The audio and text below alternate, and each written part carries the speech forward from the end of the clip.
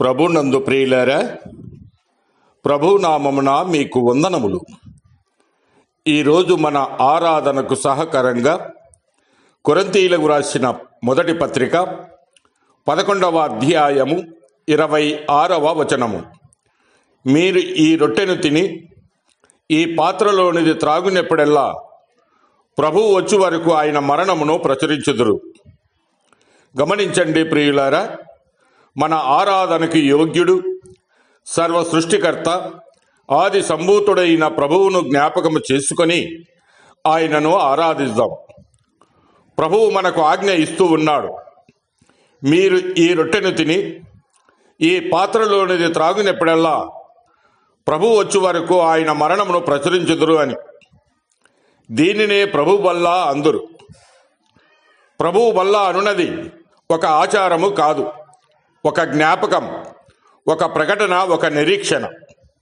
దేవుడు మనలను ఈ లోకంలో ఉంచిన ఉద్దేశము లోక శ్రమలను జయించి ఆత్మ సంబంధ జీవితంలో పరిపక్వులై పరిశుద్ధులుగా తీర్చబడి మహిమలో ఆయనను ఎదుర్కోవడమే.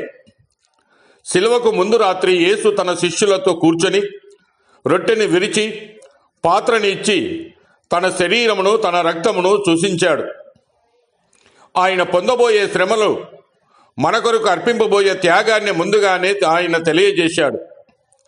రక్షణ పొందిన మనము ప్రభు బలలో పాలు పొందినప్పుడు కేవలము తినడము త్రాగడము కాదు, శిలువను జ్ఞాపకము చేసుకోవడం, ఆయన మరణాన్ని ప్రకటించడమే. యోహాను సువార్త 6వ అధ్యాయము 56వ వచనములో, నా శరీరము తిని నా రక్తము త్రాగువాడు నా యందును నేను వాని యందును నిలిచి ఉందునని ప్రభు సెలవిచ్చాడు. ఈ సహవాసము ఆత్మీయ ఏకత్వమే. ఆయన మనలో, మనము ఆయనలో ప్రభు బలలో పాలు పొందడము శిలువ మరణానుభవమే. అది మన అహంకారానికి సిలువ వేయడము, లోక ఆసక్తులను త్రుజించడమే. పౌలు గారు చెప్పినట్లుగా, నాకు లోకమునకు నేనును సిలువ వేయబడి ఉన్నామని పౌలు చెప్పాడు. లోకాన్ని జయించిన వారి సిలువ అనుభవాన్ని లోతుగా గ్రహిస్తారు.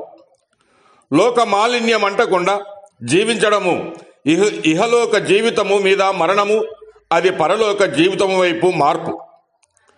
సంఘము క్రీస్తు శరీరం.